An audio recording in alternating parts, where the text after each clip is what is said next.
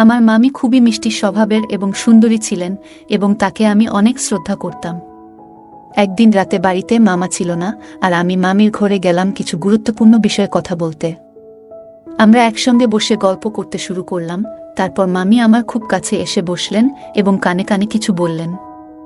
তারপর আমি কিছু বলার আগেই মামি আমাকে, একদিন বিকেলে হঠাৎ প্রচণ্ড ঝড় বৃষ্টি শুরু হয়েছিল। এমন সুন্দর আবহাওয়া দেখে আমার মন ভালো হয়ে গিয়েছিল।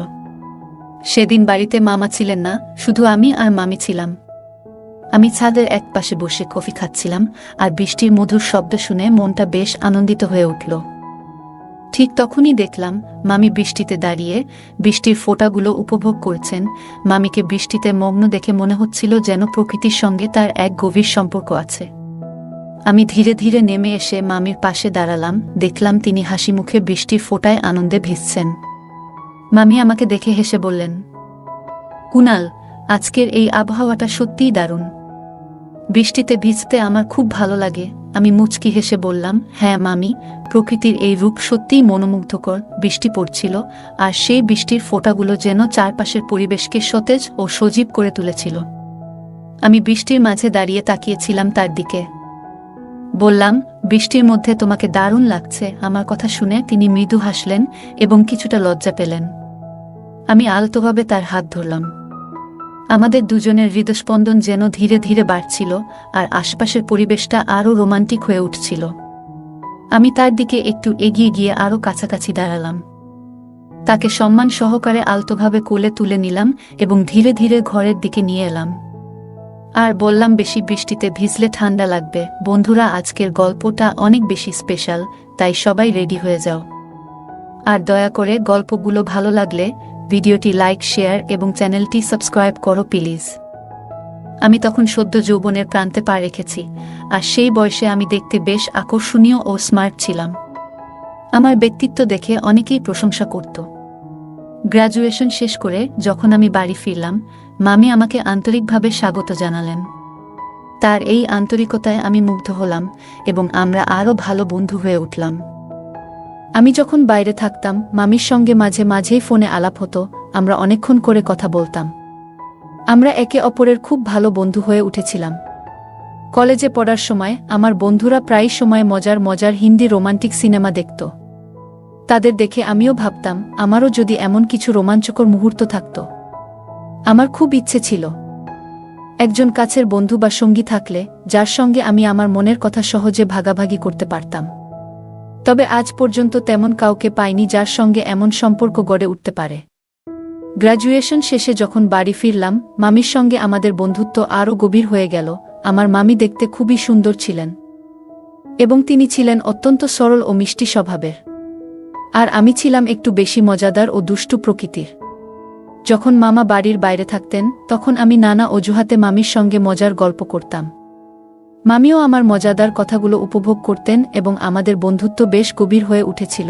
আমার কলেজের দিনগুলোতে এই ঘটনার শুরু। তখন আমার বয়স ছিল 25 বছর এবং বাড়িতে আমার মা আর আমার মামা এবং নতুন মামি থাকতেন। মামা আমাদের সাথেই থাকতেন।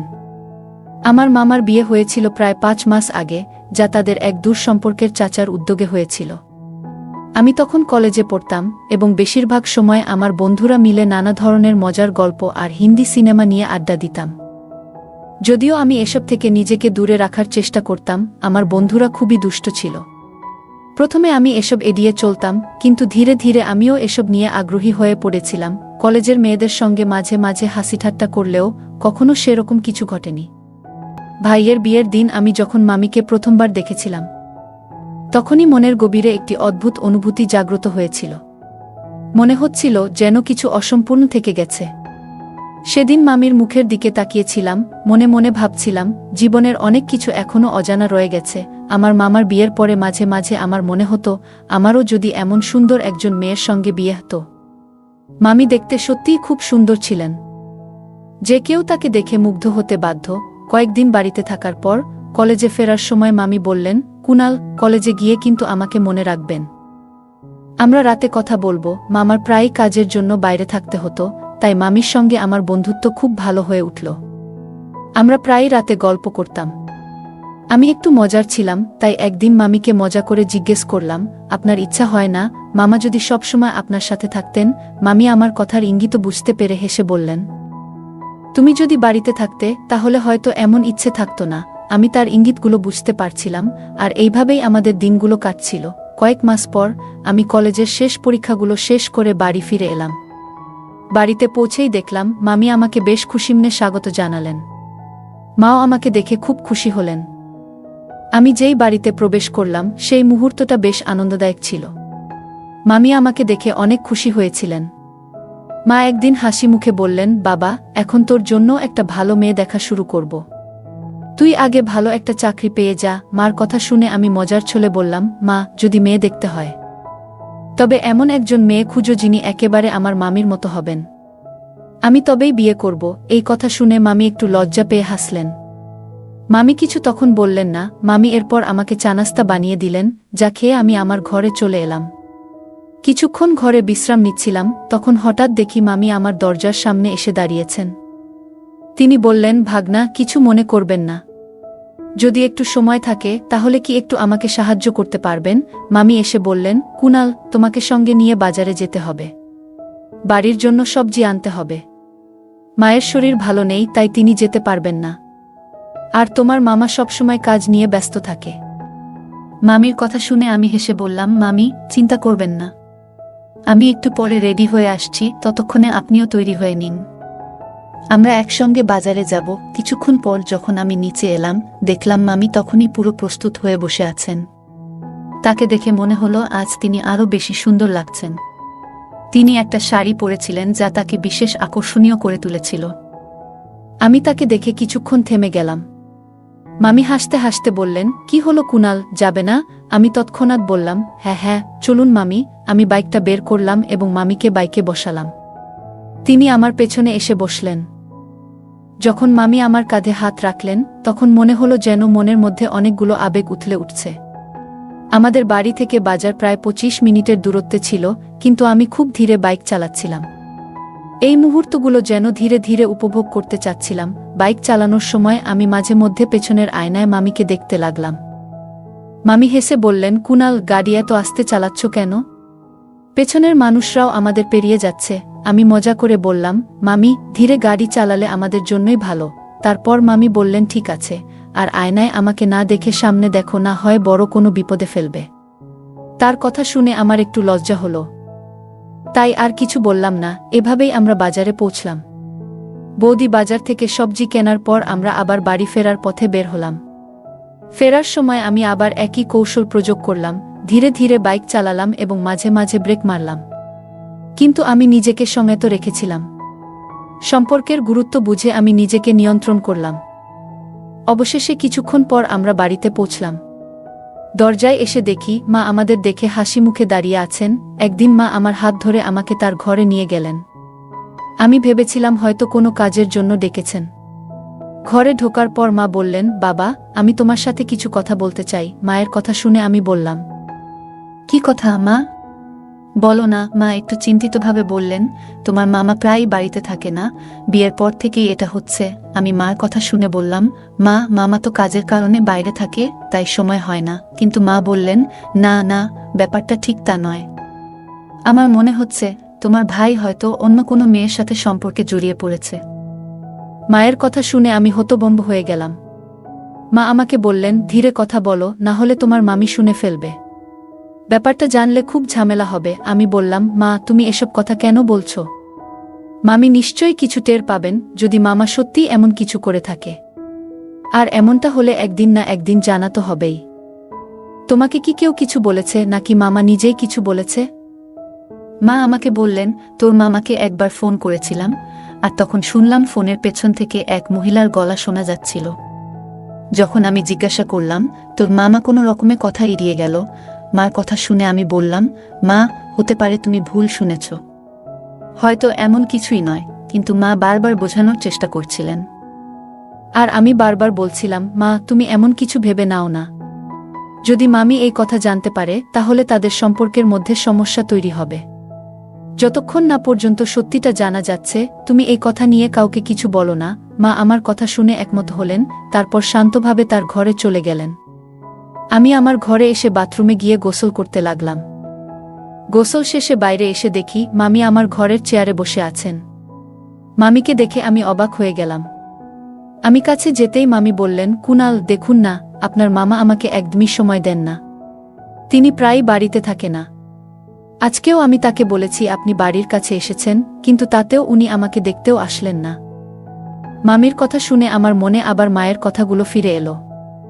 আমি মনে মনে ভাবলাম, হয়তো মা যা বলছিলেন তা কিছুটা হলেও সত্য হতে পারে।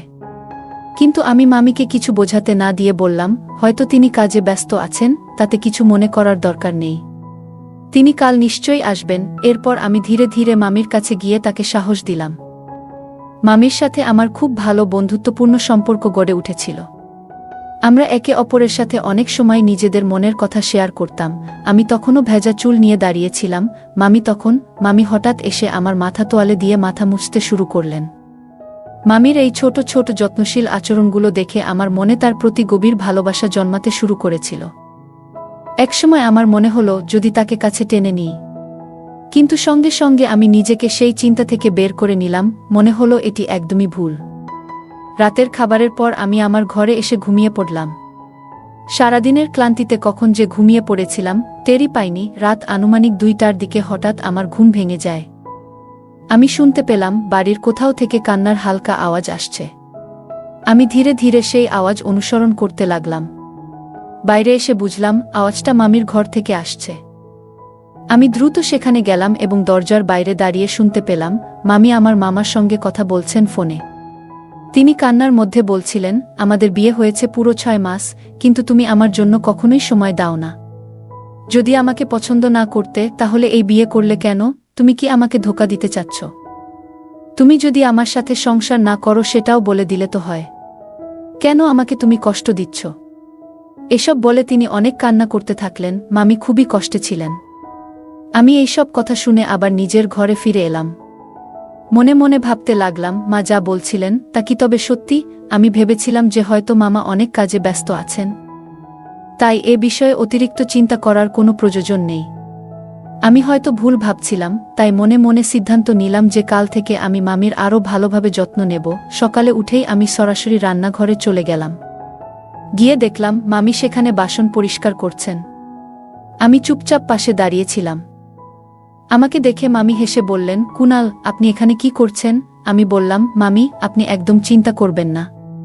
আপনার যদি কোনো কাজ থাকে তবে আমাকে বলুন, আমি আপনার সব কাজ করতে প্রস্তুত। মামি হেসে বললেন, তুমি কি সত্যিই আমার সব কাজ করতে পারবে? তুমি কি আমার কাজগুলো করতে রাজি? মামির এই কথা আমার কিছুটা অদ্ভুত লাগছিল। তার গভীর চোখের দৃষ্টিতে কিছু যেন লুকিয়েছিল। আজ তার ব্যবহারে কিছু আলাদা ছিল।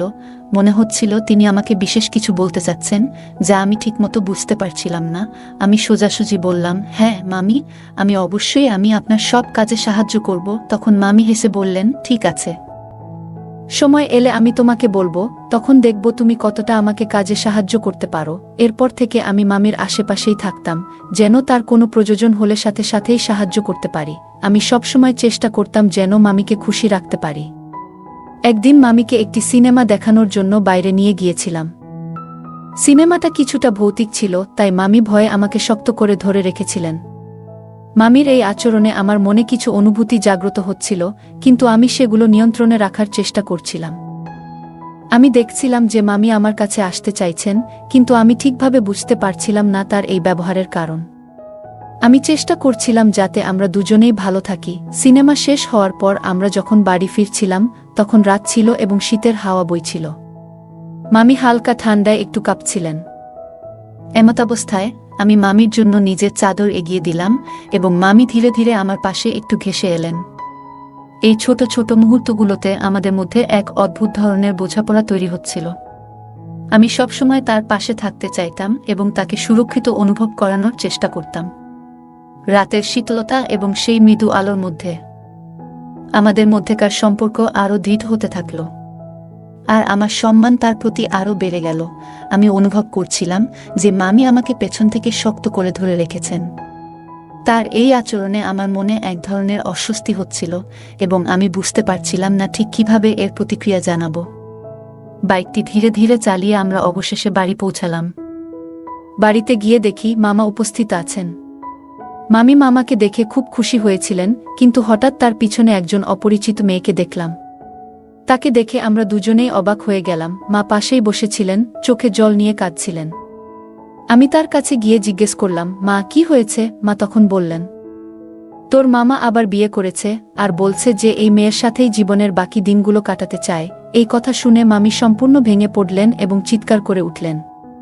তিনি ক্ষোভে মামার দিকে তাকিয়ে বললেন, তাই তুমি প্রতিদিন রাতে আমার কাছ থেকে দূরে থাকছিলে? যদি সত্যি অন্য কারো প্রতি ভালোবাসা জন্মে থাকত, তবে একবার আমাকে জানাতে পারতে। আমার জীবন কেন তুমি নষ্ট করলে?